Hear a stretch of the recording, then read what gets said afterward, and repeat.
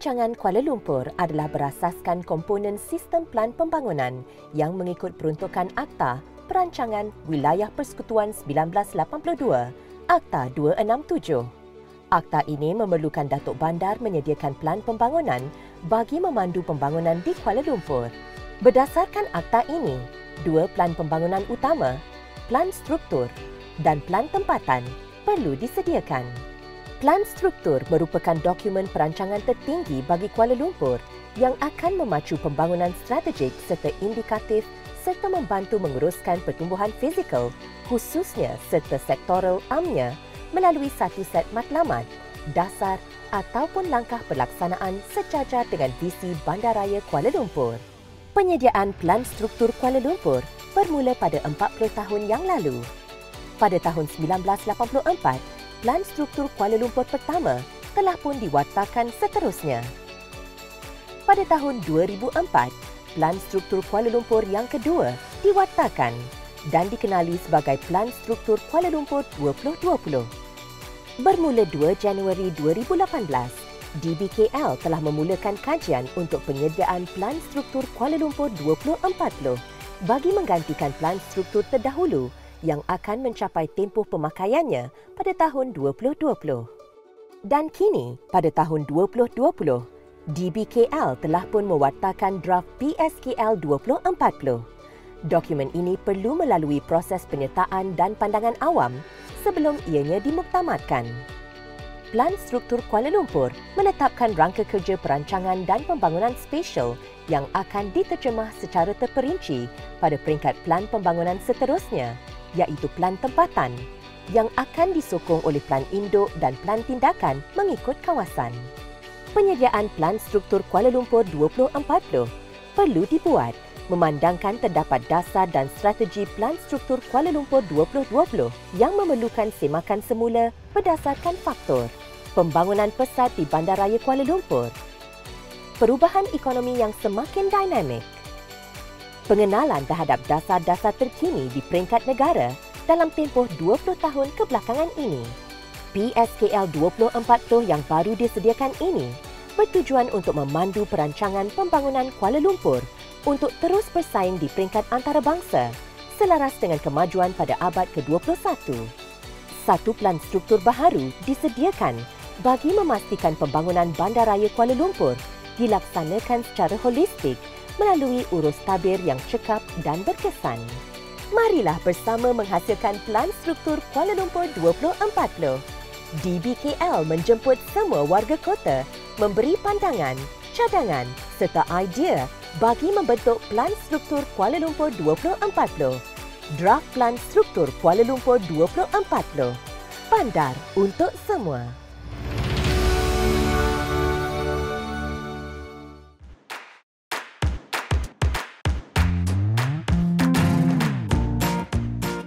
Kuala Lumpur merupakan sebuah bandaraya global yang pesat pembangunan ekonominya dalam konteks Asia Tenggara dan dunia. Walaupun lebih daripada 1 dekad, Kuala Lumpur tetap kekal sebagai pusat kewangan, ekonomi, pusat kebudayaan dan ibu negara Malaysia yang unggul. Visi Kuala Lumpur bagi tempoh 20 tahun sehingga tahun 2040 adalah memfokuskan kepada pembentukan bandar untuk semua.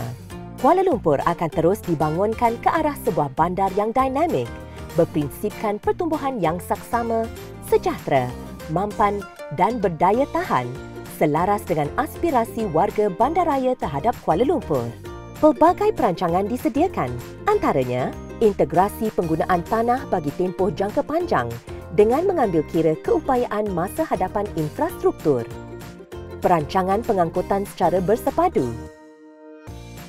penyediaan perumahan mampu milik, pekerjaan masa hadapan untuk semua lapisan masyarakat, dan kemudahan awam dan rekreasi bertaraf antarabangsa untuk memenuhi keperluan penduduk di samping peningkatan kualiti alam sekitar dan ruang bandar. Draft Plan Struktur Kuala Lumpur 2040 menetapkan hala tuju pemajuan Kuala Lumpur yang mensasarkan keseimbangan dalam transformasi perancangan bandar bagi menangani cabaran yang dihadapi. Draft Plan Struktur Kuala Lumpur 2040 adalah satu dokumen yang memberi cadangan terhadap transformasi yang diperlukan bagi mempertimbangkan hak kepada bandar dengan mengurus sumber serta menyesuaikan tindakan pada perubahan sosial, ekonomi dan alam sekitar untuk kepentingan generasi akan datang. Perancangan dan pembangunan Kuala Lumpur seterusnya memerlukan satu transformasi yang selari dengan aspirasi komuniti masa hadapan yang peka kepada perubahan teknologi, akses yang mudah kepada maklumat, mementingkan maklum balas dan pencapaian serta keseimbangan, dan kualiti dalam kehidupan harian. Komuniti Kuala Lumpur juga dijangka lebih pelbagai dengan profil penduduk yang akan lebih inklusif dan saksama merangkumi semua golongan. Tidak dilupakan golongan mudah terjejas juga perlu terus diperkasakan. Beberapa aspek lagi turut dipertimbangkan sebelum visi dibentuk, termasuklah persekitaran hidup dan alam semula jadi yang merupakan kerangka kesejahteraan komuniti Kuala Lumpur. Marilah bersama menghasilkan Plan Struktur Kuala Lumpur 2040. DBKL menjemput semua warga kota memberi pandangan, cadangan serta idea bagi membentuk Plan Struktur Kuala Lumpur 2040. Draft Plan Struktur Kuala Lumpur 2040. Bandar untuk semua.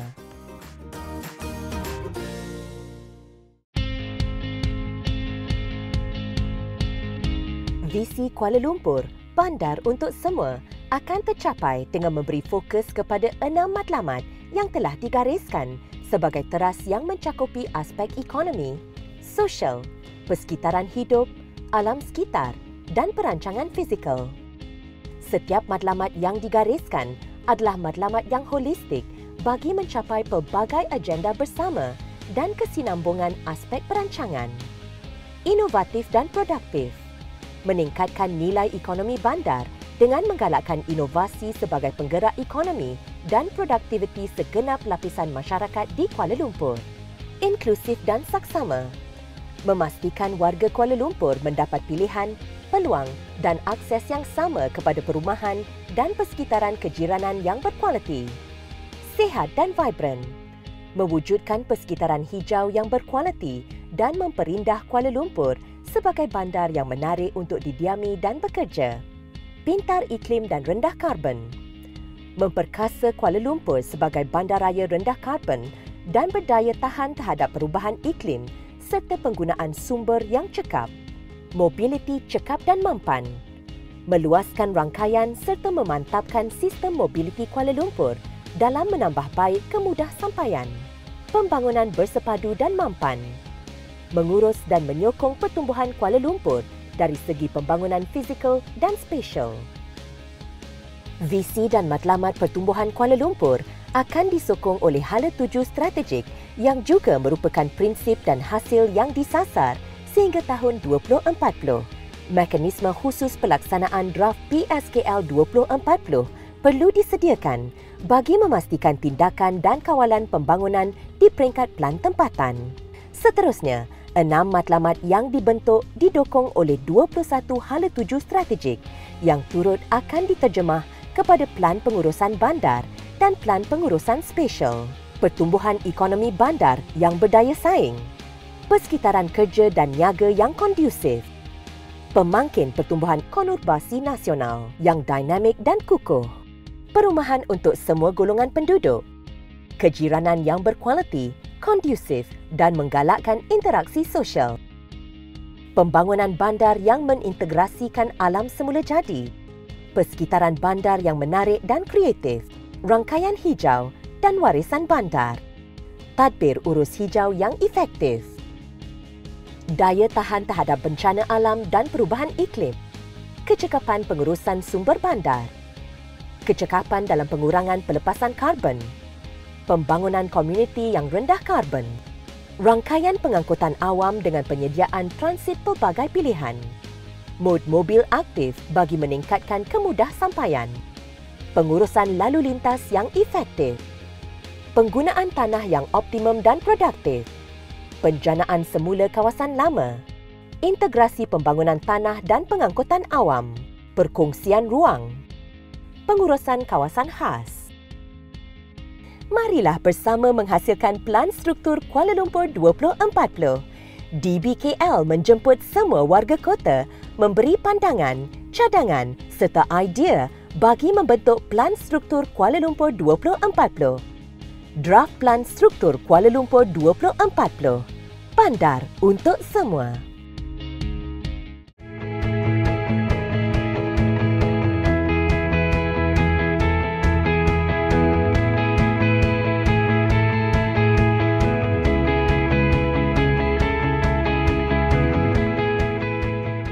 Perancangan Kuala Lumpur adalah berasaskan komponen sistem pelan pembangunan yang mengikut peruntukan Akta Perancangan Wilayah Persekutuan 1982, Akta 267. Akta ini memerlukan Datuk Bandar menyediakan pelan pembangunan bagi memandu pembangunan di Kuala Lumpur. Berdasarkan akta ini, dua pelan pembangunan utama, pelan struktur dan pelan tempatan perlu disediakan. Pelan struktur merupakan dokumen perancangan tertinggi bagi Kuala Lumpur yang akan memacu pembangunan strategik serta indikatif serta membantu menguruskan pertumbuhan fizikal, khususnya serta sektoral amnya melalui satu set matlamat, dasar ataupun langkah pelaksanaan sejajar dengan visi Bandaraya Kuala Lumpur. DBKL mengguna pakai pendekatan merancang bersama masyarakat sejak peringkat awal penyediaan awal pelan ini. Selain kaji selidik, juga pandangan orang awam, perbincangan kumpulan sasar, perbincangan kumpulan kerja teknikal dan wakil-wakil agensi kerajaan, badan bukan kerajaan, persatuan penduduk, pertubuhan profesional dan institusi pengajian telah dijalankan di semua peringkat kajian. Kini, draft Pelan Struktur Kuala Lumpur 2040 telah dihasilkan dan sekali lagi, orang awam diberi peluang untuk memberi pandangan dalam memperkemaskan pelan ini sebelum ianya diwartakan. Pameran Draft Pelan Struktur Kuala Lumpur 2040 membolehkan orang ramai meneliti pelan tersebut serta mengemukakan pandangan dalam borang yang disediakan. Marilah bersama menghasilkan Pelan Struktur Kuala Lumpur 2040. DBKL menjemput semua warga kota memberi pandangan, cadangan serta idea bagi membentuk Pelan Struktur Kuala Lumpur 2040. Draft Pelan Struktur Kuala Lumpur 2040. Bandar untuk semua.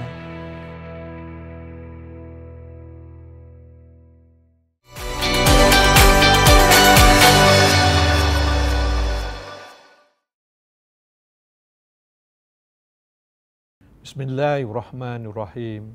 Assalamualaikum warahmatullahi wabarakatuh. Draft Pelan Struktur Kuala Lumpur 2040.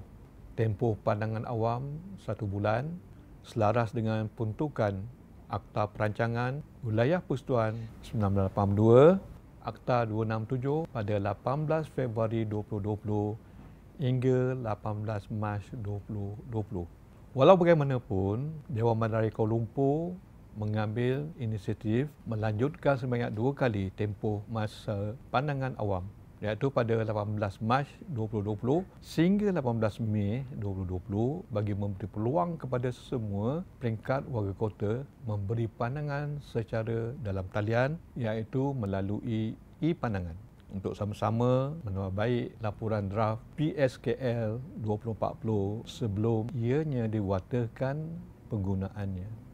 Kita semua maklum, dalam situasi pandemik COVID-19 ini, DBKL juga perlu mematuhi Standard Operating Procedure atau SOP dari Kementerian Kesihatan Malaysia dengan mengamalkan amalan normal baharu dalam kehidupan seperti tidak berkumpul, dengan mengadakan persebaran perjumpaan atau perhimpunan ramai, penjarakan sosial dan mengamalkan kebersihan yang tinggi.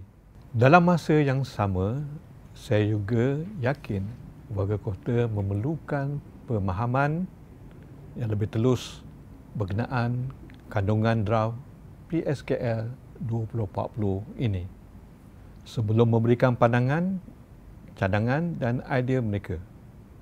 Saya faham draft PSKL 2040 ini juga amat penting bagi semua warga kota dan mahu memastikan ia sebagai pelan yang menyeluruh dan inklusif selaras dengan visi Kuala Lumpur bandar untuk semua.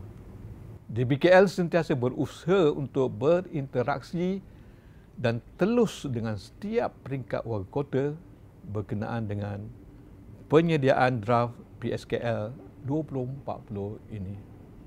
Justru itu, DBKL mengambil inisiatif mengadakan sesi taklimat pemahaman berkenaan draft PSKL 2040 kepada semua warga Kuala Lumpur dan mereka yang berkepentingan melalui platform FB Live.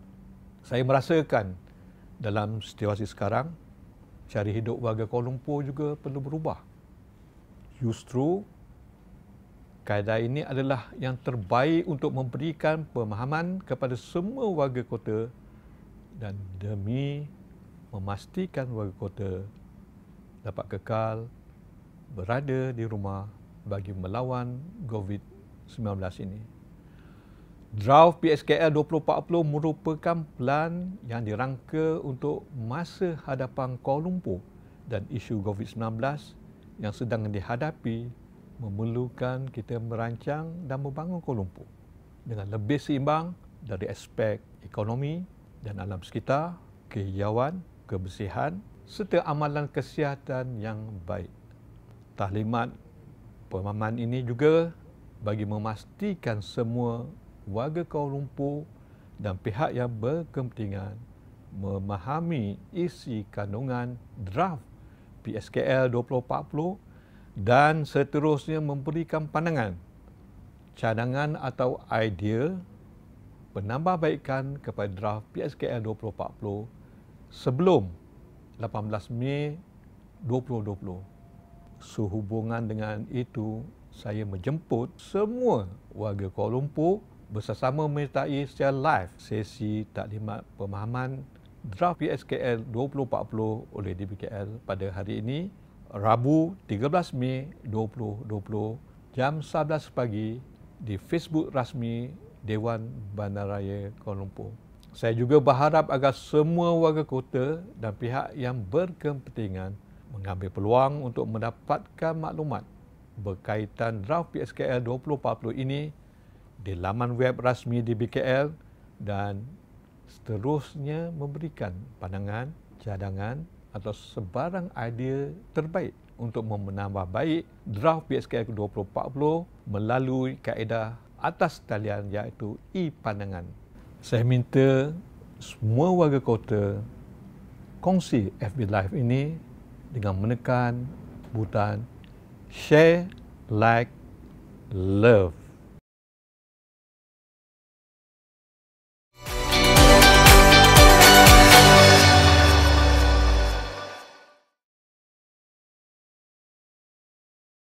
Assalamualaikum warahmatullahi wabarakatuh. Salam sejahtera dan selamat pagi. Pada pagi ini saya akan membentangkan berkenaan dengan draft Pelan Struktur Kuala Lumpur 2040.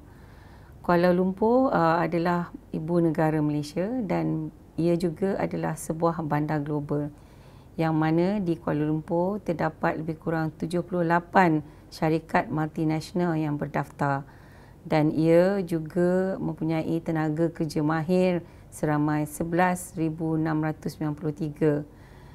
Dan Kuala Lumpur juga adalah destinasi pelancongan dan menjadi hub pekerjaan global dengan institusi keuangan, kedutaan dan juga organisasi antarabangsa yang terdapat di Kuala Lumpur. Walau bagaimanapun, Kuala Lumpur mempunyai pelbagai cabaran. Penduduk di Kuala Lumpur pada masa kini adalah seramai 1.8 juta. Tetapi ia mengalami penurunan dari aspek pertumbuhan sejak 20 tahun yang lalu. Dan antara tahun 2015 hingga 2018, kadar pertumbuhan adalah agak terendah iaitu pada kadar 0.28%. Walau bagaimanapun, Kuala Lumpur mempunyai penduduk yang aktif, iaitu antara umur 15 hingga 59, kita mempunyai 73% kependudukan. Antara aspek yang mengakibatkan penurunan pertumbuhan penduduk adalah juga aspek migrasi, yang mana Kuala Lumpur mengalami migrasi keluar ke Selangor daripada tahun 2015 hinggalah 2016, iaitu kita mempunyai migrasi keluar seramai 38,000 pada tahun 2015 dan 39,000 pada tahun 2016. Dan antara sebab mereka migrate keluar adalah mengikut keluarga, mendapat pekerjaan baru, dan antaranya juga adalah kualiti hidup yang mereka rasa lebih baik di luar daripada Kuala Lumpur. Walau bagaimanapun, Kuala Lumpur masih menjadi pusat ekonomi yang utama di Malaysia dengan pertumbuhan tahunan KDNK yang lebih tinggi daripada seluruh Malaysia, iaitu sebanyak 7.1%. Dan sektor perkhidmatan adalah merupakan penyumbang utama ekonomi Kuala Lumpur, iaitu sebanyak 87.1% dari tahun 2010 hinggalah tahun 2018. Dari aspek pekerjaan pula, penduduk yang bekerja di Kuala Lumpur adalah seramai 824,000, dan daripada jumlah tenaga buruh, 2.4% penduduk kita masih menganggur lagi di Kuala Lumpur. Dan ini mungkin adalah faktor yang memerlukan kita melihat semula daripada sektor-sektor ekonomi yang harus ditekankan. Dari aspek pendapatan, ini juga adalah satu perkara yang perlu diambil kira, sebab walaupun terdapat peningkatan pendapatan isi rumah daripada tahun 2014 hingga 2016, tetapi dari aspek kemampuan membeli rumah masih menjadi satu cabaran bagi penduduk Kuala Lumpur. Saiz isi rumah Kuala Lumpur juga kecil berbanding dengan saiz isi rumah Malaysia, iaitu sebanyak 3.4 orang serumah berbanding dengan 4 saiz isi rumah bagi Malaysia. Seterusnya, Kuala Lumpur juga mempunyai cabaran dengan ruang tanah yang ada. Kalau kita melihat taburan tanah kosong di Kuala Lumpur, kita mempunyai hanya 3,300 hektar tanah sahaja yang masih kosong. Tetapi kalau kita lihat daripada tanah kosong itu, mana yang sesuai untuk dibangunkan, maka hanya 42.4 hektar sahaja yang sesuai untuk dibangunkan. Maknanya tolak kawasan berbukit, kawasan yang selalu banjir, dan itu adalah hanya 0.17% saja daripada tanah yang ada tersedia untuk pembangunan. Untuk masa hadapan, Kuala Lumpur mensasarkan pertumbuhan penduduk sebanyak 1%, untuk yang menjadikan penduduk pada 2040 seramai 2.25 juta orang. PSKL 2040 telah mengenal pasti visi Kuala Lumpurnya sebagai Kuala Lumpur Bandar untuk Semua. Visi ini memberi fokus pada penduduk dan warga Kuala Lumpur sebagai tunjang pada pembangunan yang inklusif sehingga tahun 2040. Ini bermakna Kuala Lumpur bertujuan untuk menjadi sebuah bandar yang inklusif, dimiliki bersama, mudah diakses, saksama serta mempunyai pelbagai pilihan. Dan ini juga adalah selaras dengan agenda mampan global, iaitu Sustainable Development Goals oleh UN Habitat. Terdapat 6 matlamat utama dalam PSKL 2040, dan 6 matlamat ini disokong oleh 21 hala tuju strategik dan 71 tindakan. Matlamat pertama adalah inovatif dan produktif, kedua inklusif dan saksama, ketiga sihat dan vibran, keempat pintar iklim dan rendah karbon, kelima mobiliti cekap dan mesra alam, dan keenam perancangan bersepadu dan mampan.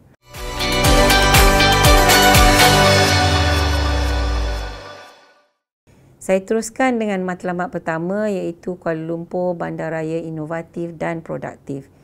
Dan untuk matlamat ini ada 3 hala tuju strategik dan 13 tindakan yang bertujuan untuk mengukuhkan ekonomi Kuala Lumpur. Yang mana aspek ekonomi ini kita lihat dari aspek memperkasakan sektor sedia ada iaitu keuangan dan perniagaan, dan juga untuk melihat bagaimana untuk mempertingkatkan prospek ekonomi Kuala Lumpur pada tahun 2040 iaitu melalui ekonomi bersama, ekonomi digital, ekonomi kreatif. Untuk hala tuju strategik yang pertama iaitu pertumbuhan ekonomi bandar yang berdaya saing, tindakan pertama adalah untuk mengukuhkan aktiviti keuangan dan perniagaan di Kuala Lumpur. Ini adalah dengan menarik hub prinsipal syarikat antarabangsa dalam pelbagai sektor iaitu minyak dan gas, perdagangan, perkhidmatan, perniagaan, teknologi serta perkhidmatan kejuruteraan, dan juga pembinaan. Dan dengan memacu sektor ini, ia boleh menggalakkan lagi sektor perkhidmatan kita. Seterusnya adalah tindakan untuk menjadikan Kuala Lumpur destinasi pelancongan bandar, ya. Dan di sini ada 9 produk pelancongan yang diberi fokus iaitu kebudayaan, alam semula jadi, kebersihan, aktiviti MICE, aktiviti membeli belah, hiburan, pelancongan mewah, sukan dan juga pendidikan. Dan terdapat 3 presin pelancongan baru yang akan menyuntik pelbagai aktiviti dan program iaitu yang pertama di kawasan River of Life, yang kedua Taman Tasik Perdana Taman Burung Kuala Lumpur, Memorial Tun Razak hinggalah ke Tugu Negara, dan yang ketiga Sport City Bukit Jalil, ya. Dan dengan program ini sasaran ketibaan pelancong pada tahun 2040 adalah seramai 20 juta. Dan tindakan ketiga adalah untuk memperkasa Kuala Lumpur sebagai bandaraya yang berbudaya dan kreatif. Dan ini dijangka akan menjumbang lebih 2 kali ganda rantaian nilai aktiviti. Dan industri yang kita lihat adalah muzik, seni persembahan, museum dan arkib, penulisan, reka bentuk fashion dan juga perfilman, ya. Dan satu daerah kreatif kebudayaan yang telah dikenal pasti iaitu kawasan lama Pusat Bandar Kuala Lumpur yang seluas 350 hektar. Pusat media dan komunikasi juga dikenal pasti di kawasan Angkasa Puri Kuala Lumpur, ya, sebagai pusat media dan komunikasi dan penyiaran antarabangsa, ya. Dan untuk tindakan keempat iaitu meningkatkan pembangunan ekonomi digital, teknologi dan inovasi. Di sini aktiviti ekonomi seperti teknologi keuangan, e-perdagangan, pengisian kreatif digital, ekonomi digital Islam dan big data dan AI juga akan diberi peningkatan, ya. Yang mana kita juga mencadangkan bandar cyber dan hub digital di kluster-kluster sedia ada iaitu Taman Teknologi Malaysia, KL Central dan juga Bangsa South, ya. Tindakan kelima adalah menggalakkan pembangunan kluster perindustrian teknologi tinggi dan berasaskan teknologi bersih. Di sini kita menggalakkan aktiviti industri sedia ada untuk mengguna teknologi bersih untuk menukar proses-proses kerjanya yang semasa. Dan terdapat 23 kawasan perindustrian yang telah dikenal pasti untuk tujuan pemodenan aktiviti semasa. Dan yang keenam adalah untuk melihat bagaimana untuk memacu pertumbuhan ekonomi bandar dengan pembangunan keusahawanan setempat. Dan kita menggalakkan premis-premis sedia ada di kawasan kejiranan dijadikan tempat untuk membangunkan keusahawanan dalam pelbagai aktiviti sedia ada, ya.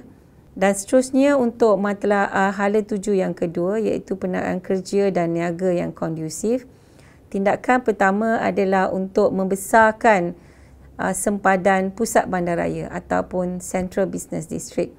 Keluasan baru adalah seluas 2,676 hektar iaitu ke arah Mid Valley dan juga Bandar Malaysia.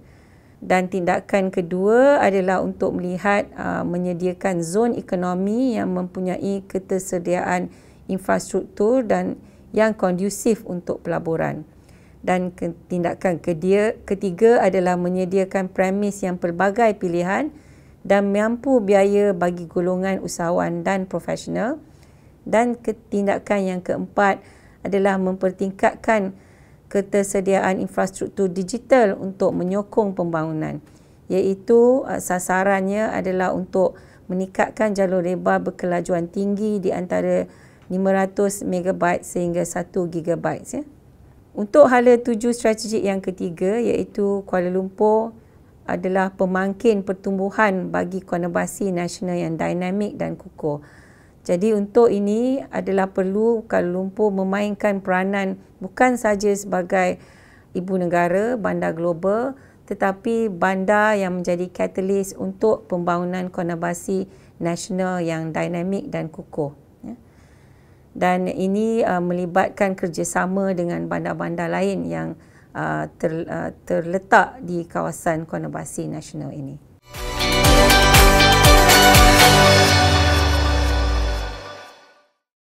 Bismillahirrahmanirrahim. Assalamualaikum warahmatullahi wabarakatuh. Terlebih dahulu saya ucapkan ribuan terima kasih kepada ramai warga kota yang telah dapat bersama-sama dengan kami di DPKL pada pagi ini dalam sesi FB Live ini bagi berkongsi mengenai Pelan Struktur Kuala Lumpur 2040. Ada soalan daripada saudara Muhammad Amir yang bertanyakan tentang perbezaan Pelan Struktur Kuala Lumpur 2040 dengan 2020.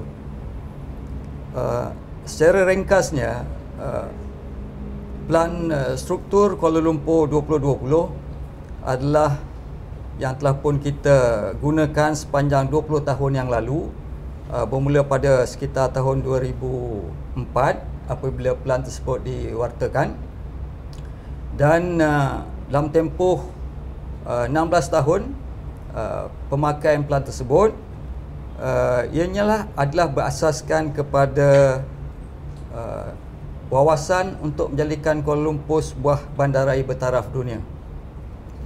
Dan pelan yang baru ini yang sedang kita sediakan ini, iaitu Pelan Struktur Kuala Lumpur 2040, mempunyai wawasan yang berbeza, iaitu wawasan untuk menjadikan Kuala Lumpur sebuah bandar untuk semua. Ini menggambarkan penekanan yang diberikan untuk Kuala Lumpur untuk 20 tahun yang akan datang, yang akan mengambil kira semua sektor penduduk, semua kelas penduduk, bagi memastikan penduduk Kuala Lumpur akan mendapat kesejahteraan hidup yang lebih baik berbanding dengan 20 tahun yang lepas.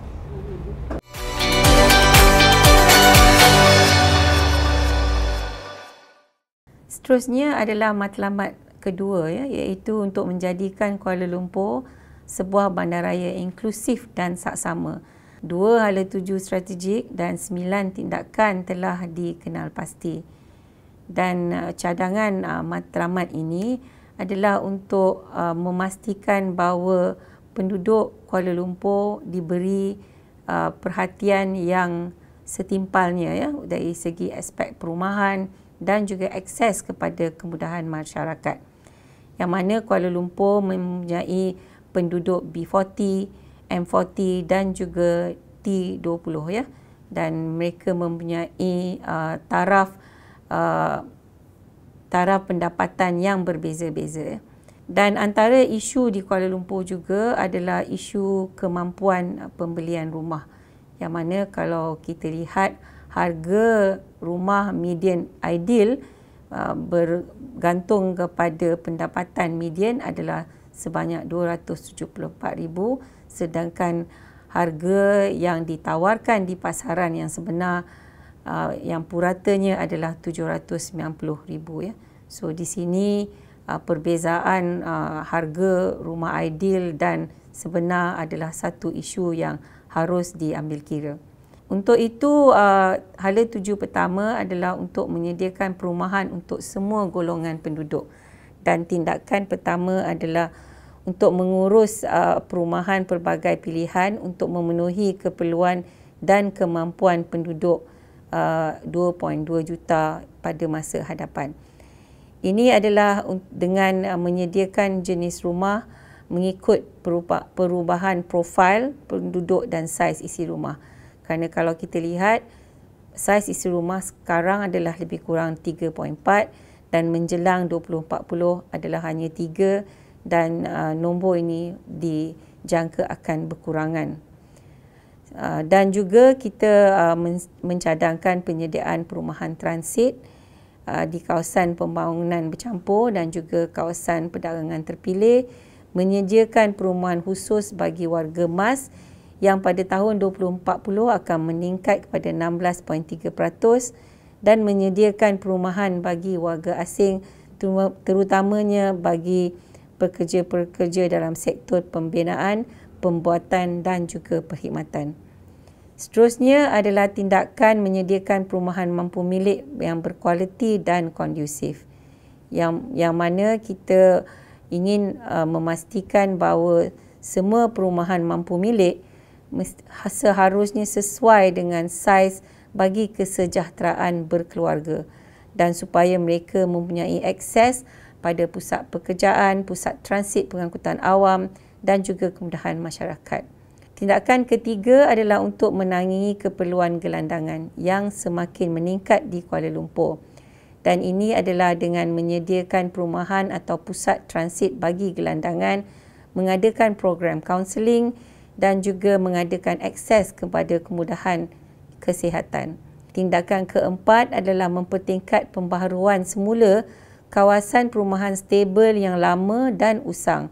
Dan terdapat 10 kawasan telah dikenal pasti yang mana kawasan-kawasan ini adalah kawasan berdensiti rendah dan juga kawasan perumahan yang melebihi 30 tahun dan dalam keadaan usang, terletak di kawasan berdekatan dengan pengangkutan transit dan mempunyai akses dan kemudahan infrastruktur yang tinggi. Dan walau bagaimanapun, program untuk penambahbaikan ini haruslah dikaji dengan lebih terperinci lagi. Tindakan hala tuju seterusnya adalah kejiranan yang berkualiti, kondusif dan menggalakkan interaksi sosial. Bagi ini, tindakan pertama adalah menyediakan kemudahan masyarakat yang mencukupi dan berkualiti serta holistik. Penyediaan kemudahan yang mencukupi haruslah bersesuaian dengan peletakan berjalan kaki yang jarak idealnya adalah 400 hingga 500 meter daripada kawasan kejiranan. Dan mana-mana kawasan kemudahan masyarakat yang sedia ada juga dicadangkan untuk dinaik taraf dan ditingkatkan penggunaannya. Dan komponen-komponen yang pelbagai dicadangkan diletakkan dalam tapak reserve yang sama. Walau bagaimanapun, program-program terperinci ini haruslah menyediakan pelan-pelan induk yang lebih terperinci di masa hadapan. Tindakan yang kedua adalah meningkatkan penggunaan kemudahan masyarakat untuk memupukkan integrasi sosial melalui penyediaan kemudahan pelbagai guna. Dan ini adalah melalui mengadakan pelbagai guna dan perkongsian ruang dan juga pusat-pusat one-stop center kepada pelbagai jenis kemudahan sosial. Dan tindakan ketiga adalah untuk memperbaiki akses kepada pendidikan terutamanya bagi kemudahan tadika yang boleh disediakan di kawasan pejabat dan juga perpustakaan yang boleh diadakan di kawasan perumahan mampu milik dan juga di kawasan-kawasan perniagaan. Tindakan keempat adalah membangun hub komuniti di setiap kejiranan berkepadatan tinggi. Dan tindakan kelima adalah bagaimana kita menjadikan kejiranan yang selamat, mesra usaha dan mesra upaya dengan mempraktikkan reka bentuk perumahan yang inklusif, reka bentuk sejagat dan kemudahan akses tanpa halangan dan juga menyelenggara dan pemantauan kemudahan secara berterusan.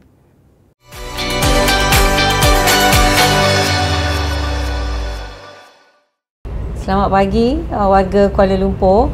Pada pagi ini kita dapati beberapa soalan dan saya akan cuba menjawab soalan-soalan ni.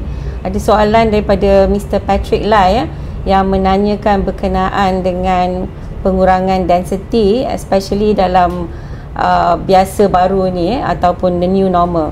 Jadi saya rasa kalau dari aspek density ni, sememangnya Pelan Tempatan Kuala Lumpur 2020 yang telah pun diwartakan telah menentukan density bagi setiap lot tanah di Kuala Lumpur.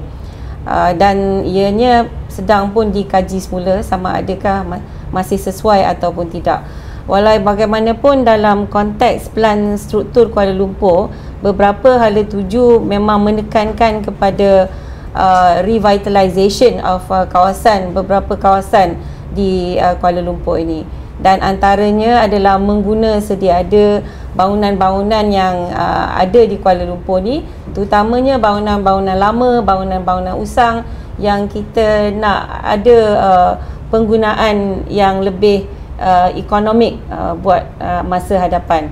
So ini saya rasa adalah sama juga dengan soalan daripada Encik Fazli yang mencadangkan ada menanya sama ada bangunan lama akan digunakan semula seperti Hotel Melaya. So memang strategi ini ada tertulis dalam draft PSKL 2040. Dan begitu juga dengan soalan Amira Munawar, iaitu menyuruh mempertingkatkan fokus kepada conservation and adaptation of buildings in Kuala Lumpur. So that is the key strategy lah yang banyaknya ditekankan dalam PSKL 2040 kali ini. Dan ada soalan daripada Encik Amir yang mengharapkan bahawa pihak DBKL tidak lupa pada plan pembangunan kampung tradisional yang digazet pada tahun 2018. Jadi ada dua hala tuju, iaitu Matlamat 3 dan Matlamat 5 yang khusus menekankan kepada mencantikkan dan juga konservasi kawasan tradisional, dan sekiranya pun ada kawasan-kawasan, sebahagian kawasan tradisional yang boleh pun baik pulih, maka ia lebih menekankan pada aspek pembaharuan. Dan soalan daripada Encik Salihin berkenaan dengan expansion Kuala Lumpur. Seperti mana yang maklum, PSKL ni memang hanya merujuk pada kawasan Kuala Lumpur saja, iaitu 243 km persegi. Walau bagaimanapun, cadangan dalam PSKL adalah untuk expansion bagi pusat bandar, iaitu seluas 862 hektar, iaitu kawasan ke arah Mid Valley dan juga ke arah kawasan Bandar Malaysia di masa hadapan.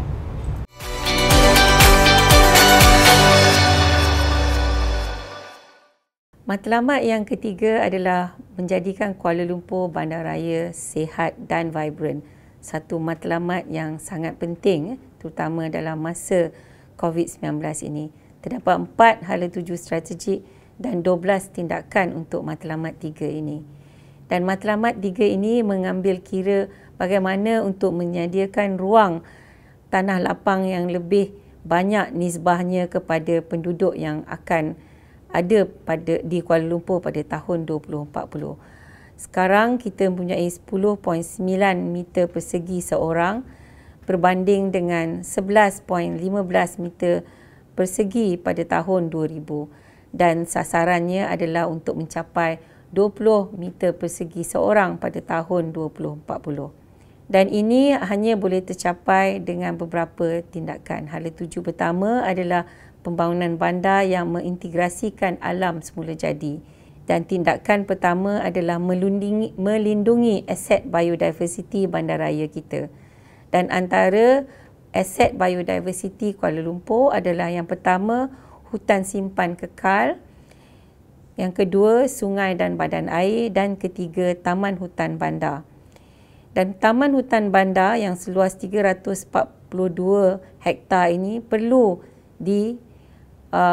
diwartakan sebagai hutan simpan kekal untuk tujuan rekreasi.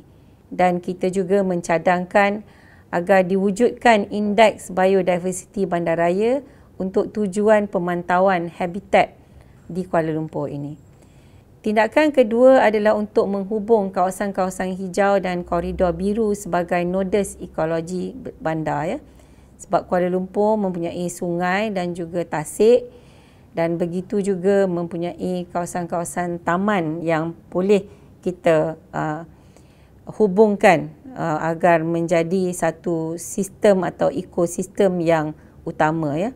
Dan tindakan seterusnya adalah tindakan untuk meningkatkan densiti hijau Kuala Lumpur. Dan ini boleh terjadi dengan meningkatkan litupan kanopi pokok-pokok yang ada di kawasan bandar, mengekal dan memelihara pokok-pokok yang rendang, mengangkat pokok yang berpotensi sebagai pokok warisan untuk diwartakan di bawah Akta Warisan Kebangsaan, dan mewujudkan perintah tetap di bawah Akta 267 untuk memelihara mana-mana pokok yang dirasakan perlu untuk dikekalkan, ya. Dan tindakan yang seterusnya berkaitan dengan meningkatkan densiti adalah untuk menambahkan densiti hijau secara vertikal. Ini bukan saja dijalankan dengan mengadakan 10% kawasan lapang di tapak satu-satu pembangunan, tetapi juga menggalakkan penggantian sebanyak 100% kehijauan yang hilang pada kawasan aras tanah kepada kehijauan pembangunan secara vertikal. Ini boleh didapati daripada taman bumbung ataupun kotak-kotak tanaman di balkoni ataupun di ruang rehat terbuka di mana-mana tingkat bangunan. Dan hala tuju strategik kedua adalah persekitaran bandar yang menarik dan kreatif. Dan untuk ini tindakan pertama adalah mempertingkatkan kualiti dan mempelbagaikan fungsi taman dan tanah lapang untuk semua. Terdapat beberapa hierarki kawasan tanah lapang sebagaimana yang terlihat di sini, yang seluasnya adalah 1956 hektar jumlah keseluruhan. Dan cadangannya adalah untuk mempelbagaikan tema dan juga aktiviti di setiap kategori kawasan lapang ini. Dan untuk kita mengaktifkan tanah-tanah lapang ini dengan aktiviti yang lebih inklusif. Tindakan kedua adalah meningkatkan penggunaan ruang bandar secara aktif dan kreatif. Ini termasuklah mengguna semula kawasan-kawasan di tepian jalan, di ruang-ruang awam, di plaza-plaza, di taman-taman poket, ya, untuk diaktifkan dengan aktiviti yang menggalakkan usahawan kreatif dan berbudaya, supaya boleh dijadikan galeri terbuka, ruang persembahan dan juga pelbagai aktiviti yang boleh menarik tarikan di kawasan-kawasan tersebut. Dan juga dicadangkan untuk sekolah, padang-padang sekolah untuk diguna sama untuk komuniti, dan terdapat 48 padang sekolah yang telah dikenal pasti untuk program ini. Untuk tindakan ketiga adalah untuk mengindahkan semula kawasan strategik di Kuala Lumpur, dan ini termasuklah kawasan pusat bandar dan pusat tempatan, kawasan tumpuan pelancong dan yang juga menjadi mercu tanda bandar, dan juga kampung tradisi. Untuk hala tuju strategik yang ketiga, iaitu rangkaian hijau dan warisan bandar, tindakan pertama adalah untuk membangunkan rangkaian penghubung taman, iaitu menyediakan rangkaian hijau, iaitu laluan hijau yang menghubung taman ke tamannya. Dan ini adalah dengan mengguna koridor utility, koridor tepian sungai, laluan belakang bangunan, reserve jalan dan saliran, dan juga mana-mana kawasan hijau pembangunan persendirian. Tindakan kedua adalah menghubungkan pusat aktiviti utama bandar. dan ini adalah bagi memastikan kebolehterlapan berjalan kaki, iaitu memudahkan aktiviti berjalan kaki. Lorong-lorong sisi, lorong belakang, lorong antara bangunan juga dicadangkan sebagai laluan utama dan juga dicadangkan laluan bawah tanah bagi mana-mana kawasan yang mempunyai halangan tetapi memerlukan kebolehterlapan yang tinggi. Tindakan ketiga adalah menggalakkan pelaksanaan jejak warisan Kuala Lumpur, yang mana program jejak warisan ini telah pun tersedia ada, tetapi ia memerlukan pelaksanaan yang lebih intensif, yang mana bangunan-bangunan harus dipelihara dan pusat-pusat jejak warisan ini boleh dijadikan nodes utama untuk menarik pelancong dengan mengadakan maklumat dan penceritaan di tempat-tempat yang utama. Hala tuju yang keempat adalah program tadbir urus hijau yang efektif. Dan tindakan yang pertama yang dicadangkan adalah untuk mewujudkan satu dana amanah awam, taman dan kawasan hijau. Ini adalah untuk menggalakkan pihak swasta, NGO, komuniti setempat untuk sama-sama berkongsi untuk memelihara kawasan-kawasan hijau untuk penggunaan bersama. Tindakan kedua adalah untuk menggalakkan perkongsian antara awam dan swasta dalam pengurusan kawasan hijau. Dan di sini program-program taman angkat adalah digalakkan. Dan tindakan ketiga adalah penyediaan beberapa garis panduan reka bentuk bandar yang dapat mempertingkatkan lagi nilai kualiti Kuala Lumpur.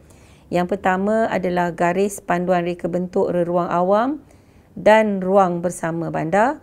Yang kedua, garis panduan reka bentuk plot pembangunan. Dan yang ketiga, garis panduan keharmonian struktur pandangan fizikal bandar.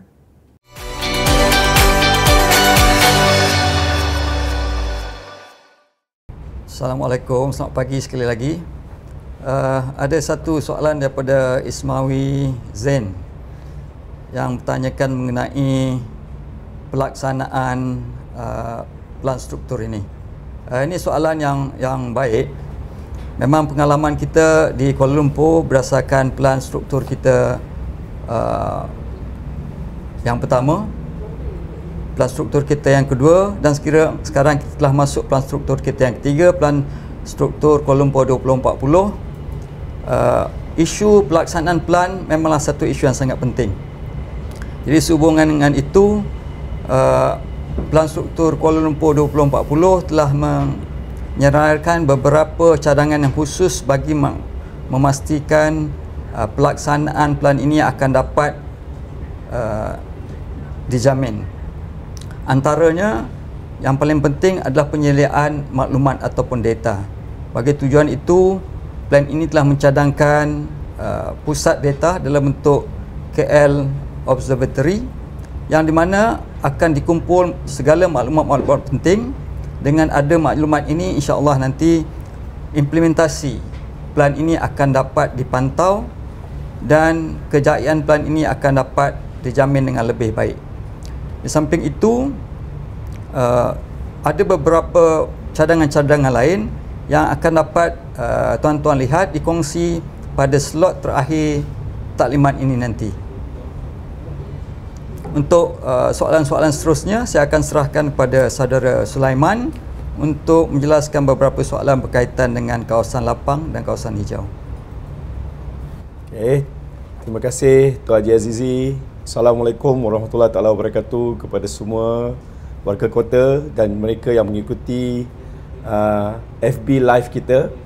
So saya ada beberapa soalan yang berkaitan dengan kawasan lapang daripada Dolbani Mijad.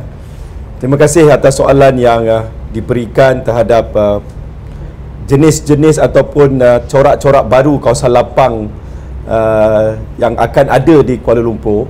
memang dalam matlamat 3 Plan Struktur Kuala Lumpur 2040 ini menekankan secara khusus bagi Kuala Lumpur sebagai bandaraya sihat dan vibrant, yang mana kawasan lapang diberi penekanan yang agak kuat dalam melaksanakan ataupun memberi keselesaan kepada warga kota. Jadi kita tahu bahawa tanah adalah amat sedikit ataupun kurang bagi di dalam Kuala Lumpur ini, tetapi kita akan menekankan rangkaian kawasan hijau seperti sepanjang rentis TNB, rentis elektrik, sepanjang sungai dan juga tanah-tanah yang terletak di bawah viadak, sama ada MRT, LRT dan juga elevated highway.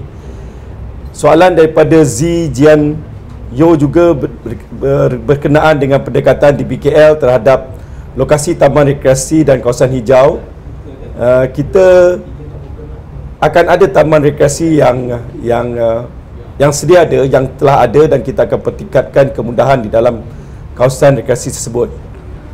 Bagi melindungi biodiversity juga kita tekankan di dalam matlamat 3 kita untuk menjadikan kawasan-kawasan ini memang melindungi biodiversity. So terima kasih kepada Mas Simis dan juga daripada Charles Tan berkenaan dengan mewartakan urban park di dalam Kuala Lumpur 2020, KLSP 2020. Yang ini ada urban park yang telah diwartakan seperti Taman Awam Bukit Kiara yang telah diwartakan. Saya ingat kita akan melihat juga persentage di antara kawasan lapang dengan penduduk di Kuala Lumpur. So terima kasih ke atas semua soalan-soalan ini.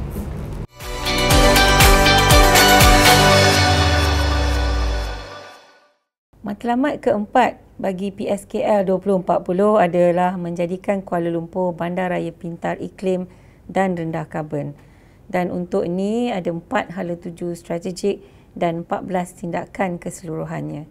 Dan matlamat ini adalah berhubung kait dengan implikasi peningkatan suhu bandar akibat kejadian Pulau Haba Bandar, kekerapan berlakunya banjir kilat dan peningkatan penggunaan tenaga yang meningkatkan pelepasan karbon di Kuala Lumpur.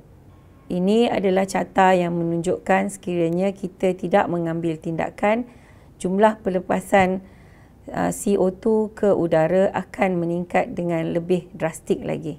Dengan itu, hala tuju pertama adalah daya tahan terhadap bencana alam dan perubahan iklim. Dan tindakan pertama adalah untuk menyediakan satu pelan tindakan adaptasi dan daya tahan terhadap perubahan iklim dan pelan pengurusan risiko bencana.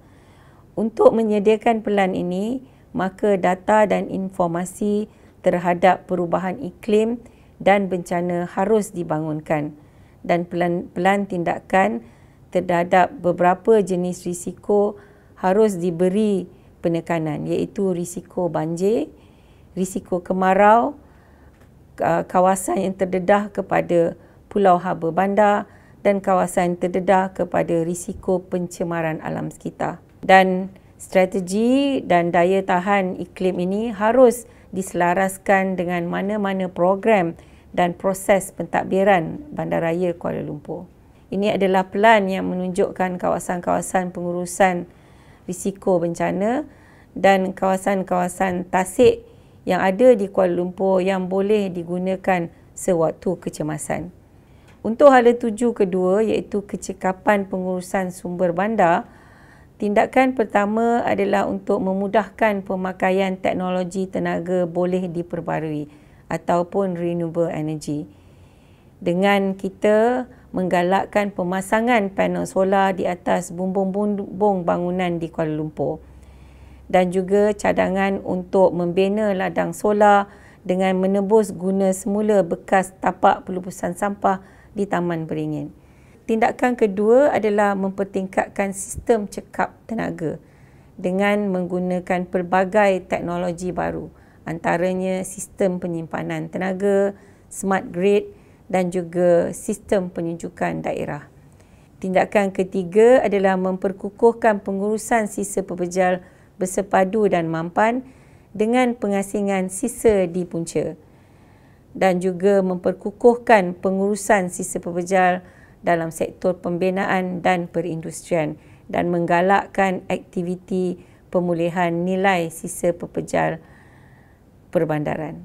Tindakan keempat adalah memperkukuhkan kecekapan pengurusan dan bekalan air yang mampan.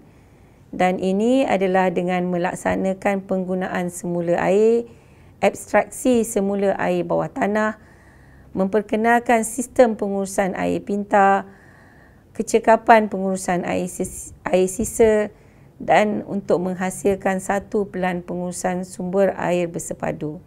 Dan tindakan kelima adalah adaptasi sistem saliran yang mampan, yang mana saliran bandar yang bersih haruslah mengawal aktiviti bandar yang tercemar yang mencemar sistem saliran. Dan satu cara adalah juga dengan pelaksanaan manual saliran mesra alam dan memperkenalkan penggunaan sistem saluran yang lebih mampan dan bioekologi. Tindakan hala tuju yang seterusnya adalah kecekapan dalam pengurangan pelepasan karbon. Tindakan pertama adalah menggalakkan pembangunan bangunan rendah karbon, dan bangunan-bangunan digalakkan untuk mengguna mana-mana strategi reka bentuk bangunan mampan yang dengan mengguna rating tools yang terdapat di Malaysia. Tindakan kedua pula adalah menggalakkan penggunaan kenderaan hijau dan rendah karbon. Dan di sini cadangan untuk menggalakkan kemudahan dan infrastruktur di kawasan-kawasan yang strategik seperti tempat letak kereta, pusat membeli belah dan juga di pam minyak juga digalakkan. Tindakan ketiga adalah untuk mewujudkan satu low emission zone ataupun zon pelepasan rendah karbon. Dan di sini kawasan pusat bandar ataupun CBD Kuala Lumpur yang baru dicadangkan untuk dijadikan zon pelepasan rendah. Dengan adanya zon pelepasan ini, maka skim keutamaan laluan bas, pengurangan tambang dan juga allowance pengangkutan awam bagi mengurangkan kemasukan penggunaan kenderaan persendirian digalakkan. Dan integrasi rangkaian pejalan kaki dan basikal juga dicadangkan. Dan tindakan keempat adalah untuk mewujudkan perindustrian yang rendah karbon, bersih dan hijau dengan menggalakkan industri mengguna teknologi bersih dan teknologi-teknologi hijau. Dan hala tuju keempat adalah kecekapan dalam pengurangan pelepasan karbon. Terdapat 4 tindakan. Yang pertama adalah menggalakkan perumahan kita mengguna teknologi pemeteran tenaga bersih ataupun net energy metering yang membolehkan kita mengawal penggunaan kuasa tenaga secara sendirian. Dan tindakan kedua adalah menggalakkan pembangunan komuniti rendah karbon, yang mana kita menggalakkan komuniti sendiri mengubah gaya hidup kepada satu gaya hidup hijau dan rendah karbon. Tindakan ketiga adalah menyediakan kemudahan rendah karbon yang berasaskan komuniti. Dan di sini adalah menyediakan pusat kita semula dan pengkompostan di kawasan kejiranan yang berkepadatan tinggi. Dan yang keempat adalah untuk mempergiatkan program kesedaran di kalangan generasi muda dan juga di antara pelajar-pelajar berkenaan dengan elemen rendah karbon di peringkat komuniti.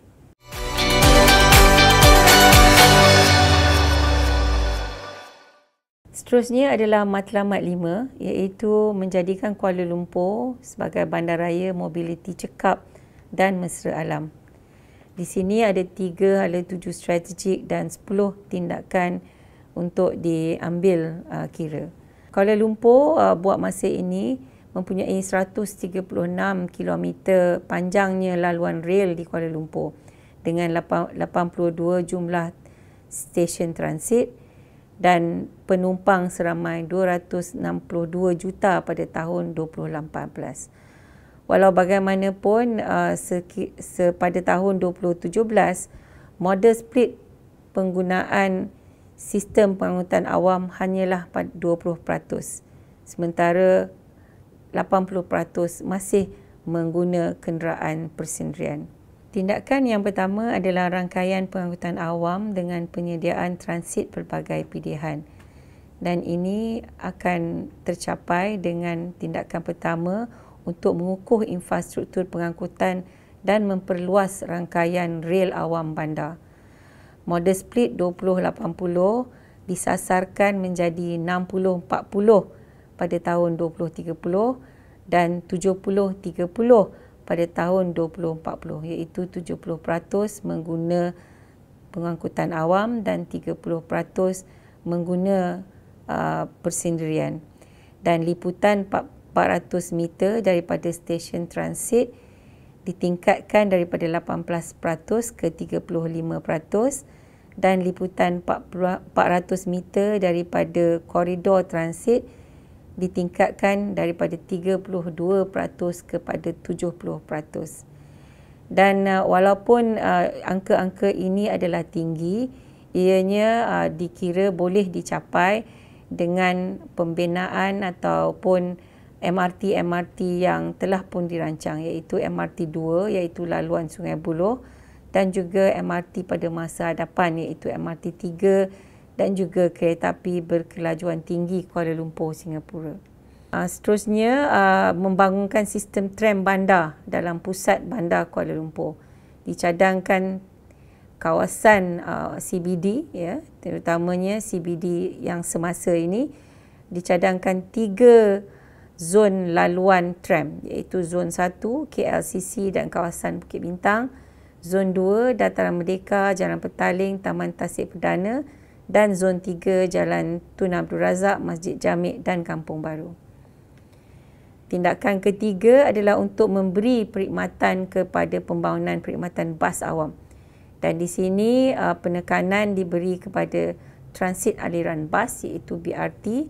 Ada 6 koridor utama yang telah pun dikenal pasti oleh Agensi Pengangkutan Awam Darat dan juga menggalakkan bas perantara Kuala Lumpur Lembah Kelang iaitu BET, Bus Expressway Transit dengan mengoptimalkan kapasiti penggunaan lebuh raya sedia ada. Dan juga dicadangkan bahawa untuk memperluaskan lagi perkhidmatan bas awam di kawasan sub-bandar dan juga kejiranan. Tindakan seterusnya adalah untuk merancang perkhidmatan taksi dan e-hailing. Dan ini adalah dengan meningkatkan kualiti kenderaan dan merancang titik mengambil dan menurun penumpang di lokasi-lokasi yang sesuai di Kuala Lumpur.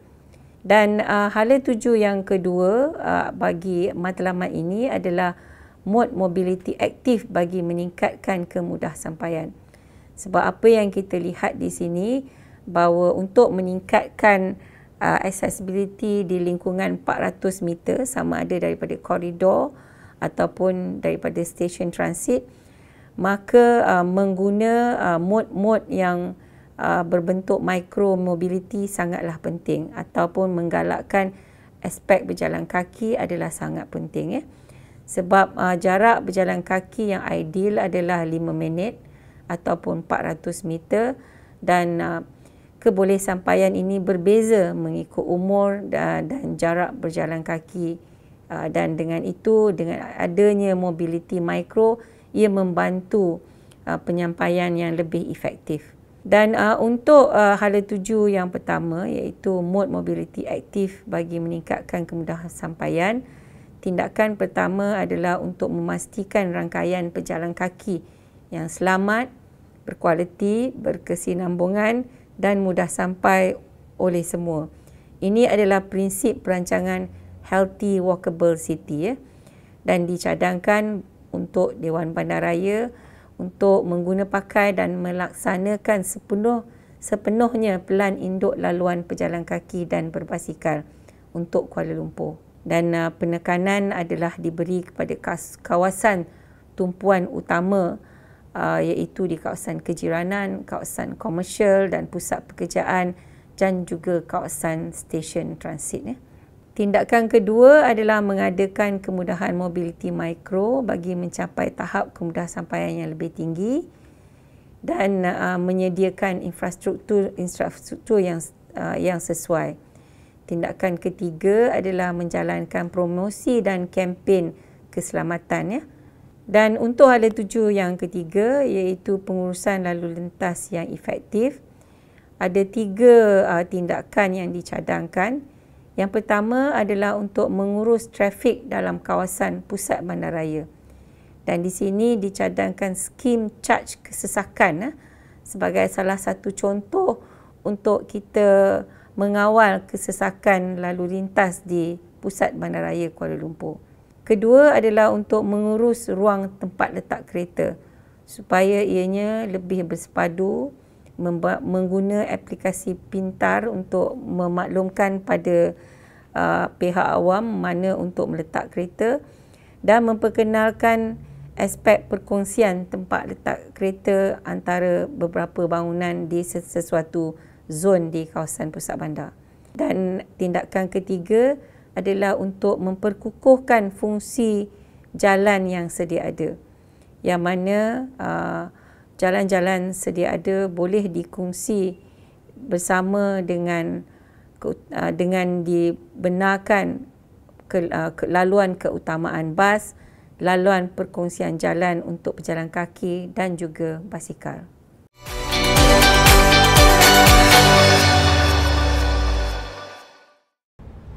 Saya ingin menjawab beberapa soalan di sini. Kebanyakannya berkenaan dengan pengangkutan awam ya, dan juga mungkin TOD ya di sini. So soalan-soalan ni kalau kita lihat memang dia berhubung kait dengan 2 matlamat dalam PSKL lah, iaitu matlamat yang keempat dan juga matlamat yang kelima ya, iaitu rendah karbon dan juga aspek mobility di Kuala Lumpur. Jadi kalau kita dilihat sini ada soalan daripada Encik Ahmad Muzakir iaitu berkenaan dengan area road pricing ya. Memang kita mencadangkan selaras dengan matlamat 4 untuk mengadakan satu low emission zone di Kuala Lumpur ya. So ini adalah untuk satu mengurangkan kereta daripada masuk ke pusat bandar Kuala Lumpur dan untuk mengurangkan kesesakan dan juga emisi karbon. So pada masa yang sama bawah M5 kita juga mencadangkan skim charge kesesakan. So this is almost the same as area road pricing lah. So ataupun dalam konteks apa yang kita nak cadangkan adalah siapa yang contribute to the kesesakan, so there will be a charge for entering kawasan-kawasan yang sesak di Kuala Lumpur. Dari aspek tempat letak kereta ni Encik Fazli, saya rasa memang sistem tempat letak kereta pintar ni memang sudah pun secara sedikit-sedikit memang dah ada pun di Kuala Lumpur ni. Dan saya difahamkan banyak pembayaran melalui bus telah pun dibenarkan untuk diselenggarakan bersama dengan tempat letak kereta. Soalan Encik Muhammad Kashfi ya, less highway, more walkway. Actually that's very true. In fact dalam strategi kita untuk mengguna pakai jalan secara lebih efektif di Kuala Lumpur, kita tidak menggalakkan highway baru ya untuk masuk terutamanya ke kawasan perbandaran Kuala Lumpur, especially bila highway itu tidak untuk kepentingan Kuala Lumpur and just passing through like banyak highway-highway yang ada sekarang ni. Dan begitu juga soalan berkenaan dengan transit oriented development kan. Memang kita di Kuala Lumpur ni kalau kita lihat, kita sudah pun mempunyai laluan rail ya sepanjang 136 km dan 82 stesen transit. So kalau boleh memanglah sekeliling kawasan transit tu haruslah ada pembangunan yang mudah sampai, ya. Itulah konsep transit oriented development. Tetapi buat masa ni liputan daripada 400 meter tu kita hanya ada 18% saja kawasan yang mudah akses. So this is why strategi dalam PSKL 2040 ni banyak menekankan kepada hubung kait secara terus pada kawasan yang boleh berjalan kaki, dan sehingga sebenarnya up to 5 km boleh menggunakan bentuk-bentuk mobility yang berkaitan seperti basikal, e-scooter, dan even e-hailing, sistem e-hailing yang perlu kita rancang bersekali lah. So dan also di pusat bandar Kuala Lumpur kita menekankan mencadangkan sistem tram juga in the inner CBD of Kuala Lumpur. So kita harap in the long term ni kita will have more public transport usability lah. And soalan Encik Yusof berkenaan dengan elevated connectivity, saya rasa that's one of the way lah. Kita tak boleh saja ada connection at grade because some of our roads are very busy. So we still allow for connection overhead, ya. Dan juga sekarang kita introduce underground juga dalam plan struktur Kuala Lumpur ni. Dan projek-projek MRT memang kalau kita lihat kita masukkan projek-projek ni dalam PSKL 2040, ya. When it will be implemented, I think that one have to relate kepada keadaan keuangan negara, tetapi definitely kita harap juga semua MRT yang dicadangkan tu berjalan lah. And this soalan daripada Mr. Charles pula menanyakan berkenaan dengan tram tadi lah. Saya rasa tram ni sebenarnya satu, kita mengambil pendekatan apakah mode transit yang boleh kita guna laluan jalan masa kini. So the only cara adalah satu melalui bus, sistem bus yang sudah pun ada oleh prasarana, tetapi on a more regulated manner, tram is another alternative yang kita cadangkan lah. So ada 3 zon yang kita cadangkan mengguna infrastruktur jalan yang sedia ada di Kuala Lumpur ini. So hoping that not only kita improve accessibility tetapi juga mengurangkan carbon, pengeluaran carbon di Kuala Lumpur ni.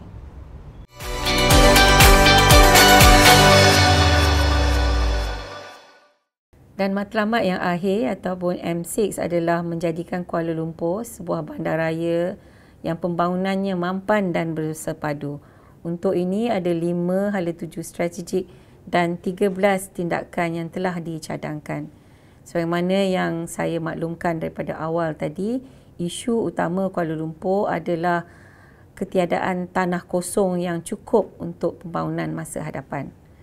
Dengan ini, hala tuju pertama adalah penggunaan tanah yang optimum dan produktif. Dan tindakan yang pertama adalah bagaimana untuk mengurus tanah yang belum dibangunkan untuk lebih optimum dan produktif di masa hadapan. Dan tindakan yang kedua adalah untuk menggalakkan pembangunan infill di kawasan tekanan pembangunan. Dan di sini 2 kawasan dikenal pasti, iaitu pembangunan infill di kawasan petak kediaman dan juga kedua pembangunan infill di kawasan pusat bandar, iaitu bagi kawasan komersial dan juga industri. Hala tuju kedua adalah penjanaan semula kawasan lama. Dan untuk tindakan pertama adalah untuk meningkatkan kualiti dan mengaktifkan semula kawasan-kawasan lama melalui program penambahbaikan kawasan. Program penambahbaikan kawasan ataupun PPK ini dikenal pasti di 2 kawasan utama, iaitu penambahbaikan kawasan perniagaan industri dan juga perniagaan komersial dan juga penambahbaikan kawasan kejiranan. Terdapat 22 kawasan perniagaan telah dikenal pasti, 21 kawasan industri dan 20 jumlah kawasan perumahan atau kejiranan yang telah dikenal pasti untuk penambahbaikan semula ya. Untuk tindakan 2.2 iaitu mewujudkan peluang pembangunan di kawasan pembaharuan semula bandar. 51 kawasan telah dikenal pasti untuk kawasan pembaharuan bandar ya. Dan ini adalah dengan mempergiatkan aktiviti-aktiviti terutamanya di kawasan zon transit ya, dengan menggalakkan pembangunan bercampur yang lebih bersepadu dengan pengangkutan awam, dan juga mempergiatkan pembaharuan semula di tapak-tapak brownfield seperti kawasan industri lama. Tindakan ketiga adalah mengaktifkan semula fungsi bangunan lama. Kuala Lumpur memang mempunyai banyak bangunan dan inventori bangunan lama perlulah dijalankan, dan garis panduan terperinci haruslah disediakan untuk membenarkan aktiviti-aktiviti yang adaptif dan sesuai pada bangunan-bangunan lama ini. Dan tindakan yang ketiga adalah integrasi pembangunan tanah dengan pembangunan awam. Dan untuk ini adalah yang pertama adalah menggalakkan pembangunan TOD di kawasan transit, yang mana Pelan Induk Komprehensif TOD haruslah merangkumi penetapan hierarki TOD mengikut multimodal pengangkutan awam yang tersedia, menggalakkan perancangan secara plot brief dan menyediakan garis panduan khusus yang terperinci bagi perancangan di kawasan TOD ini. Ini adalah kerangka garis panduan TOD yang disediakan mengikut jenis atau kategori TOD yang berbeza-beza yang ada di Kuala Lumpur, yang ada karakter yang berbeza dan cadangan kegunaan dan intensiti pembangunan yang berbeza. Hala tuju keempat adalah perkongsian ruang. Tindakan pertama adalah menggalakkan perkongsian ruang bagi reserve utility, reserve sungai dan reserve jalan. Dan ini boleh digunakan untuk aktiviti seperti kebun komuniti, taman awam, padang permainan dan juga untuk laluan berjalan kaki dan basikal. Tindakan kedua adalah merancang untuk penggunaan ruang bawah tanah. Dan di sini kita mencadangkan stratum sebagai alternatif menggunakan sumber ruang di bandar untuk ianya lebih berkesan. Terutamanya dicadangkan di kawasan berorientasikan transit dan juga di kawasan pusat bandar Kuala Lumpur. Tindakan ketiga adalah merancang untuk penggunaan ruang udara, dan ini dikenali sebagai pembangunan Spartum, yang mana konsep ini adalah mewujudkan pembangunan bertindih di atas pembangunan yang sedia ada dan membenarkan pemilikan berlapis dengan lot isi padu di bawah dan di atas permukaan tanah. Dan tindakan keempat pula adalah mempergiatkan perkongsian ruang bagi bangunan-bangunan awam sebagai hub komuniti. Hala tuju strategi yang kelima adalah pengurusan kawasan khas. Di sini Kuala Lumpur memang mempunyai beberapa kawasan yang khusus ya. Dan tindakan pertama adalah untuk mengawal selia pembangunan di kawasan tanah tinggi dan juga di lereng bukit. Ini termasuklah melihat macam mana untuk memelihara kawasan tanah melebihi 300 meter, kawasan-kawasan cerun melebihi 25 darjah dengan membentuk pelan kecurunan yang sesuai dan menyediakan atau mematuhi garis panduan reka bentuk pembangunan di kawasan lereng bukit. Tindakan kedua adalah merancang pembangunan yang berkualiti di kampung tradisi dan kampung-kampung lain. Dan tindakan ketiga adalah mengurus kawasan-kawasan khusus seperti Istana Negara, kem-kem askar dan juga kawasan-kawasan yang keselamatan yang terdapat di Kuala Lumpur. Untuk menyokong 6 matlamat yang telah disediakan untuk PSKL 2040, satu pelan pengurusan bandar juga disediakan. Dan pelan pengurusan ini adalah bertujuan untuk menghasilkan cities for all atau bandar untuk semua dengan menitik beratkan kesejahteraan komuniti bandar dan juga bandar yang berdaya saing. Dan ini memerlukan satu pengurusan bandar yang lebih mampan. Dan untuk tujuan ini, maka agenda perbandaran baru dan juga agenda Mampan 2030 bolehlah dijadikan panduan untuk mempercepatkan transformasi Mampan bagi Kuala Lumpur. 17 SDG ataupun agenda Mampan 2030 ini telah pun diselaraskan dalam hala tuju strategik dan juga tindakan-tindakan yang telah saya bentangkan tadi. Dan satu lagi aspek pengurusan bandar yang mampan adalah untuk memberi fokus untuk memperkukuhkan institusi pengurusan bandaraya Kuala Lumpur. Dan di sini kita melihat bagaimana untuk mengintegrasikan visi matlamat PSKL dalam semua aspek pengurusan dan operasi jabatan di DBKL, dan juga memastikan jabatan-jabatan berfungsi mengikut hala tuju dan sasaran kemampanan sosial, ekonomi dan alam sekitar, mewujudkan jabatan khusus di bawah kereluan Datuk Bandar Kuala Lumpur bagi memastikan agenda Mampan ini tercapai, dan mengiktiraf kepentingan kumpulan sokongan daripada perwakilan rakyat, perwakilan awam, swasta, golongan profesional, pihak berkepentingan dalam membantu Kuala Lumpur mencapai segala kemampanan. Dan yang terakhir adalah mengiktiraf perkongsian bersama agensi luar yang terlibat secara langsung dengan operasi perbandaran ini.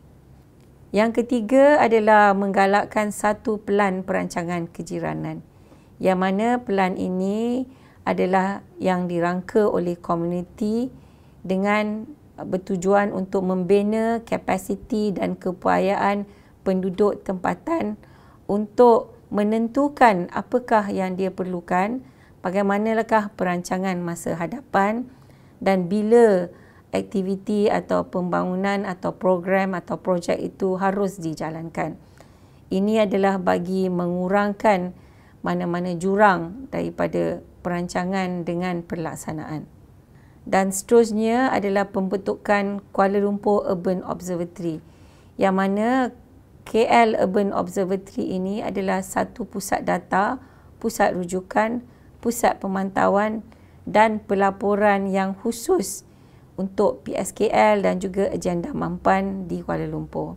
Dan seterusnya juga dicadangkan untuk dibentuk satu Kuala Lumpur City Command Center dengan menaik tarafkan pusat ITIS, iaitu pusat Intelligent Traffic System yang sedia ada di Kuala Lumpur, untuk dijadikan satu pusat yang boleh mengurus dan memberi pelaporan pelbagai perkara yang berlaku di Kuala Lumpur, iaitu pengurusan trafik, pengurusan bencana, kawalan persekitaran dan pencemaran, pengurusan keselamatan, pengawasan kawasan awam, perkhidmatan awam yang cekap, pengurusan aset, dan juga menjadi perkhidmatan komunikasi hebahan yang efisien.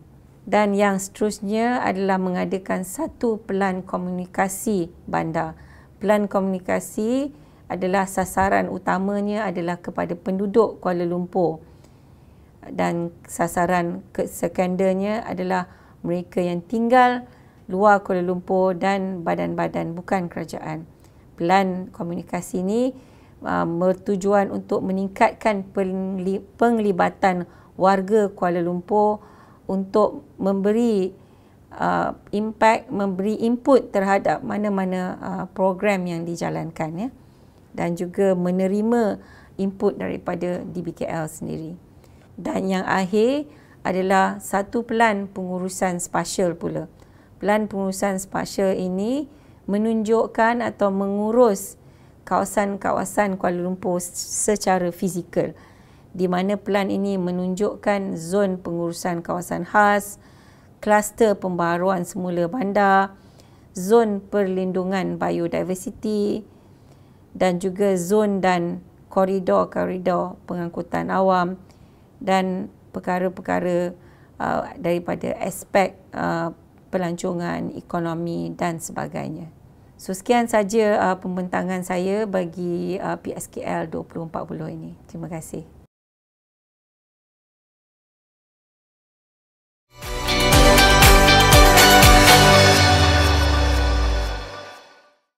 Assalamualaikum dan terima kasih sekali lagi kepada semua warga FB yang bersama-sama kita pada pagi ini. Jadi saya cuma nak menerangkan secara general daripada beberapa soalan yang berkaitan dengan perumahan, daripada Deep Kumar, daripada Ahmad Luqman, daripada Muhammad Syahid Idrus, Muhammad Ashraf dan juga Salihin Zailan. Jadi memang kalau kita lihat dalam matlamat 2 PSKL 2040 ini memang menekankan perumahan sebagai salah satu perkara yang penting untuk dibincangkan ataupun digariskan. So dalam perumahan ini, dalam bab ataupun matlamat 2 ini kita ada 2 hala 7 strategik dan 9 tindakan untuk melihat terhadap sektor perumahan inilah. Jadi memang kita menekankan perumahan yang boleh dimiliki dari berbagai peringkat golongan berpendapatan dan juga daripada yang mula bekerja sehingga kepada mereka yang ingin memiliki rumah di peringkat umur yang lebih tinggi. Jadi untuk pelbagai jenis perumahan ini memang micro housing, rumah-rumah untuk belia, golongan belia dan golongan muda, kita sentiasa menitik beratkan dalam penyediaan Pelan Struktur Kuala Lumpur kita. Jadi saya rasa untuk memiliki rumah, insya-Allah dalam plan ini digariskan berbagai peringkat dan berbagai jenis rumah yang ditawarkan, insya-Allah. So untuk soalan-soalan lain mungkin saya serahkan kepada konsultan kita iaitu Puan Liza. Silakan Puan Liza.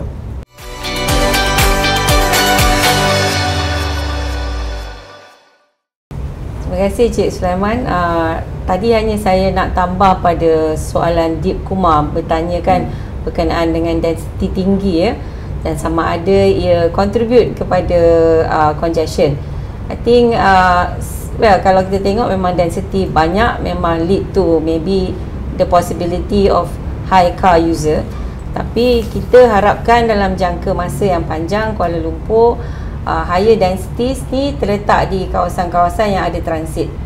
So itu sememangnya trend lah kalau banyak negara tu, that's the contoh yang dibuat, dan itu juga harapan kita where high density housing ni lebih di kawasan yang have better access to public transport lah. So kalau that mengikut konsep begitu, then of course it's not really the relationship between high dense and congestion lah. So then of course ada juga soalan-soalan berkenaan dengan CSR daripada Goh Hong Chin itu talking about CSR project in terms of well-being and placemaking So also dalam PSKL 2040 ni kita memang galakkanlah besides mengadakan dana kawasan lapang dan kawasan hijau where kita hope public can contribute to the dana for the maintenance and also mengadakan lebih banyak lagi kawasan lapang, tetapi juga kita menyarankan private sector doing their bit by buat program taman angkat maknanya they adopt a park. So hopefully these are program-program yang kita hope can take off lah. Dan begitu juga dari segi soalan Zi Jian Yao on the biophilic design. I think the concept dalam matlamat 3 tu memang kita menekankan biophilic lah, dan maknanya daripada aspek first the biodiversity where we have to protect whatever assets of green yang kita ada. Kedua, to develop the linkages between all the taman-taman awam, sama ada melalui kawasan-kawasan hijau, laluan-laluan jalan, and then also enhancing the trees, mengadakan pokok-pokok yang lebih berbentuk more canopy, and also untuk laluan-laluan saliran air supaya also become part of the green and blue connector throughout Kuala Lumpur. So hoping that also the biophilic concept is much more comprehensive also looking at introduction of swales for drainage, and also penekanan kepada water sensitive urban design in the future. So that's the total package in term of biophilic. And dari segi flood mitigation plan, dalam matlamat keempat pun kita tekankan memang selama ni KL memang dah ada pun program tempatan banjir, tetapi fokus kita dalam PSKL 2040 ni lebih kepada plan disaster risk lah, maknanya for resiliency of the community dan sebagainya. So itu saja saya rasa. Ada lagi ke soalan berkenaan dengan food security? Again, this is also satu penekanan yang kita dah buatlah dalam PSKL 2040 ni, yang mana kita menggalakkan bukan saja di peringkat komuniti, tetapi bagi mana-mana kawasan yang tidak produktif boleh juga diperkenalkan urban farming, and also untuk tanah yang belum dibangunkan boleh membenarkan guna tanah guna sementara. One of the activity guna sementara juga is urban farming. So hoping that will also help lah in terms of local food security dalam jangka masa yang panjang. So saya rasa okay. Soalan seterusnya saya rasa saya serahkan pada Tuan Haji Azizi lah untuk menjawab.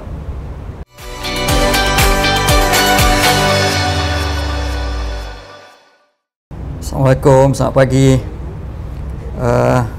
Alhamdulillah kita dah hampir 1 jam 48 minit di FB Live ini. Ini adalah merupakan kali pertama Dian Merdeka Kuala Lumpur menggunakan kaedah FB Live untuk menyampaikan maklumat mengenai Plan Struktur Kuala Lumpur 2040. Ini adalah merupakan the new normal, normal yang baru bagi pasca COVID untuk kita semua.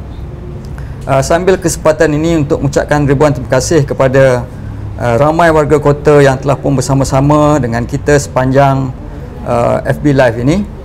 Kita mencapai hampir 400 lebih viewer bersama-sama kita sepanjang sesi kita pada pagi ini. Dan dapat kita lihat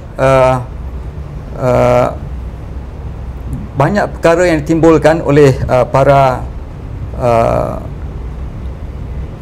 viewer. Sebahagiannya memang berkaitan dengan Plan Struktur Kuala Lumpur 2040 secara langsung, dan terdapat juga soalan-soalan yang tidak melibatkan Plan Struktur secara langsung.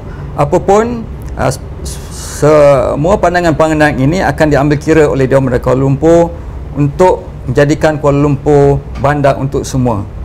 Berbalik pada Plan Struktur Kuala Lumpur 2040 ini, seperti yang dimaklumkan sebelum ini, tarikh akhir untuk tuan-tuan dan puan-puan untuk mengukuhkan pandangan adalah pada 18 Mei, iaitu pada minggu hadapan. Itu besarlah harapan kami di Dian Merdeka Kuala Lumpur untuk tuan-tuan dan puan-puan dapat mengukuhkan pandangan kepada melalui pandangan, supaya pandangan-pandangan tuan-tuan akan dapat diambil kira oleh DBKL. Semua pandangan-pandangan ini kelak akan didengar oleh satu jawatan kuasa, bukan didengar oleh Datuk Bandar ataupun pegawai Datuk Bandar, tapi akan didengar oleh satu jawatan kuasa, iaitu Jawatan Kuasa Pendengaran Pandangan Awam. Jawatan kuasa ini akan mendengar pandangan-pandangan dan kemudian akan membuat cadangan kepada Datuk Bandar, manakah pandangan yang wajar diterima, pandangan yang tidak boleh diterima dan sebagainya. Kemudian selepas itulah Datuk Bandar akan buat keputusan, akan meminda draft plan ini. Selepas pindaan dibuat, barulah plan ini akan dibukukan kepada Yang Berhormat Menteri Wilayah untuk proses yang terakhir, iaitu proses penerimaan plan ini. Jadi maksudnya kita mempunyai proses yang agak panjang lagi selepas ini. Jadi untuk itu saya sekali lagi merayu pada seluruh warga kota untuk memberikan kerjasama, memberikan pandangan melalui sistem e-pandangan supaya pandangan-pandangan tersebut akan dapat menjadikan Kuala Lumpur bandaraya kita semua, bandar untuk semua. Saya juga mengucapkan terima kasih kepada panel pada pagi ini, khususnya pada Puan Nurliza Hashim, perunding kita, dan juga Encik Sulaiman Muhammad. Akhir kata, saya ucapkan Assalamualaikum warahmatullahi wabarakatuh. Selamat pagi.